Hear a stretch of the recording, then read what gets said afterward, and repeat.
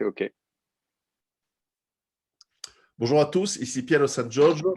J'ai le plaisir d'accueillir à nouveau Lionel. Lionel, merci. Merci pour cet entretien que tu nous as organisé il y a quelques jours avec Rav Avraham.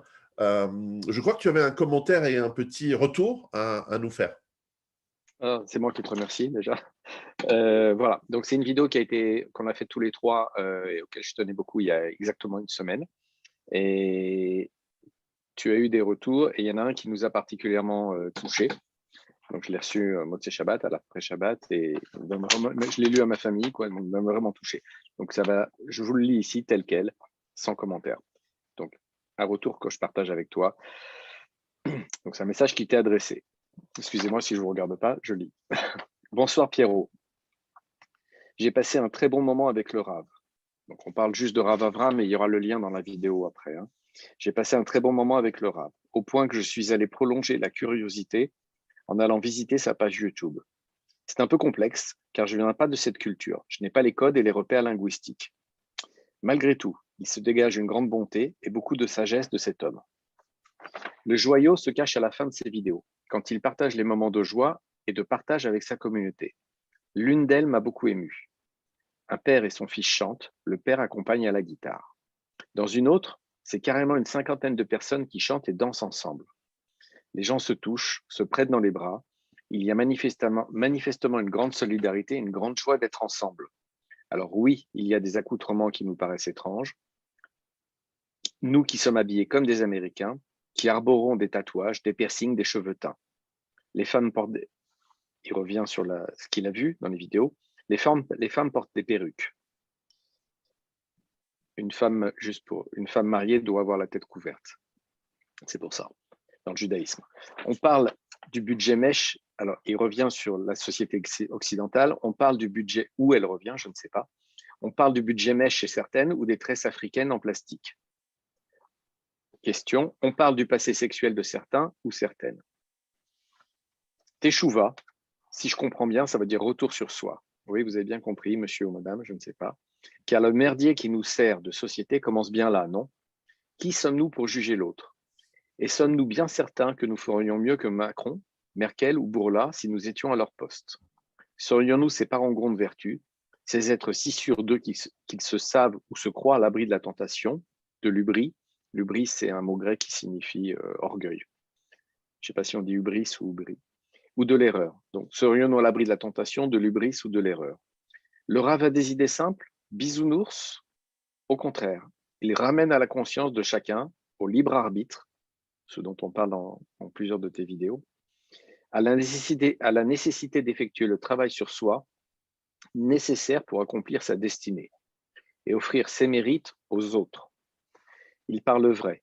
Ce monde crève des hommes qui veulent soumettre d'autres hommes, qui veulent avoir raison, qui veulent imposer leur vue et châtier leurs ennemis. Ce monde crève de ses attachements à des doctrines et des idéologies humaines qui sont tout en train de démontrer leur faillite totale et définitive. Je ne suis pas juif, mais je suis envieux de cette fraternité, de ce sens communautaire, de cette capacité à faire vivre et perpétuer son groupe par-delà les circonstances extérieures fluctuantes du monde de la matière et des hommes. Nous autres, qui avons échangé la foi pour les mirages de la raison, nous nous croyons libres. En réalité, nous sommes seuls. Nos communautés, nos clans et nos familles sont disloqués sous l'effet de notre prétention à vouloir mener nos existences sans la présence et le soutien d'une vie spirituelle. Sa pratique du judaïsme est l'un des chemins d'accès au divin. Une chose est sûre, à mon humble avis, celui qui entend les paroles du Rav dans son cœur et non dans sa tête, sent que cet homme est connecté, comme Lionel d'ailleurs. Je vous remercie. Alors merci pour cette très belle interview. Voilà. Je ne sais pas qui est ce. A priori, c'est un homme cultivé, ça c'est clair. Il a réfléchi. Il a réussi à se mettre en retrait pour voir la situation de loin, sans les nerfs. Voilà, c'est tout. C'est un des nombreux abonnés de mon Patreon qui sont des gens, pour la plupart, qui font cet effort d'ouverture, de travail aussi. Et donc, qui étaient ravis. Je pense qu'il y a eu d'autres commentaires aussi, peut-être plus simples, plus laconiques, mais beaucoup de gens étaient ravis d'écouter d'abord en direct, sans le filtre médiatique, sans le filtre que nous avons des médias, d'avoir une personne qui, comme je te l'ai dit avant, pleine de sagesse, qui a une longue expérience de vie, qui a une réflexion, qui a aussi une approche et une interprétation on parlait des lois, de la culture, et qui fait, et il le disait pendant lui-même, avec modestie d'ailleurs, parce qu'il ne se proposait pas lui, mais il parlait de cette idée lorsqu'il faut interpréter des écritures qui sont quand même vastes, il y a le témoignage d'un ancien ou de plusieurs anciens, de quelqu'un qui a de l'expérience, d'un patriarche, c'est dans le sens étymologique finalement, qui peut transmettre par son expérience une interprétation, ensuite à chacun de comment il voit cette vie, comment il voit les choses à l'aune d'une expérience de 40, 50, 60 ans de vie ou plus, et donc de transmettre à une communauté, finalement à la fin, ce sont des modes de vie, et le paradoxe qu'il expliquait entre la liberté, c'est suivre la loi, ça peut sembler étonnant, et ça a interloqué quelques-uns de nos auditeurs. Et oui, parce que en fait, la loi nous simplifie la vie. Plutôt que et j'en ai discuté avec des amis chrétiens et ils m'ont dit exactement la même chose.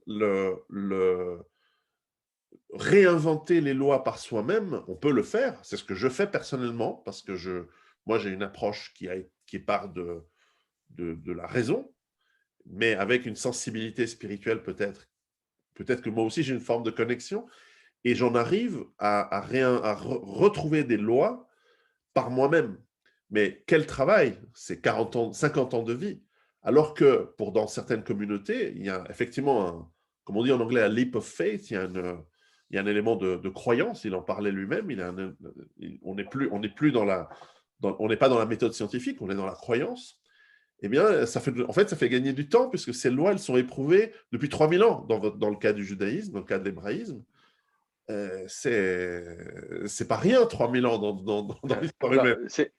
Le principe, il est simple, c'est que pour le monde occidental tel qu'il est construit, on va de l'avant, en général avec des développements technologiques, et on estime que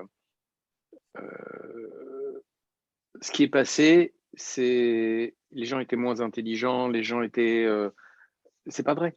Si vous regardez c'est pas vrai. Si vous regardez les monuments, si vous regardez, enfin, je veux dire, c'est vrai, absolument. Regardez les pyramides d'Égypte, c'est juste incroyable. Burj Khalifa à Dubaï, c'est sympa, mais bon, tu vois, ça n'a rien à voir avec les pyramides. Le principe du judaïsme, c'est qu'il se base pour anticiper le futur, on se base sur le passé. C'est-à-dire que, pourquoi? Parce que, bien sûr, il y a des développements technologiques, mais ça, c'est juste un emballage jetable en plus. La source de la racine humaine, c'est toujours la même. Donc, on a toujours les mêmes problèmes de comportement, des fantasmes, de problèmes avec l'autre, avec notre conjoint, notre femme, nos enfants. Donc, ces problèmes-là, ils ne changent pas. Donc, quand on a ça, on peut construire le futur. Voilà. En tout cas, je te remercie. C'est toujours un plaisir et ça faisait de nombreux mois qu'on essayait d'organiser cette vidéo. Donc, c'est toujours un plaisir de discuter avec toi, d'avoir ces échanges.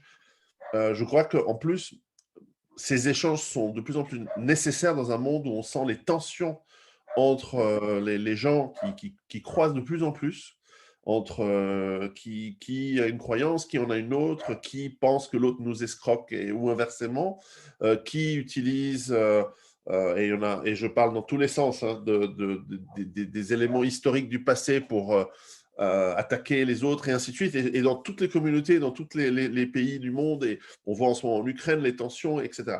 C'est pas comme ça qu'on va construire de l'harmonie, c'est pas comme ça qu'on va construire de la paix, et c'est pas comme ça qu'on va survivre.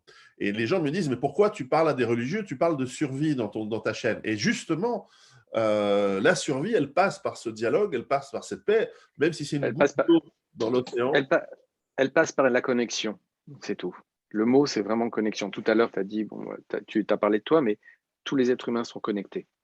Parce que tous les êtres humains sont créés par Dieu. Je veux dire, créature, créateur. C'est aussi simple que ça. Quand ça, c'est rentré, tout le reste s'ouvre facilement. Voilà. Je voulais remercier cette personne encore une fois.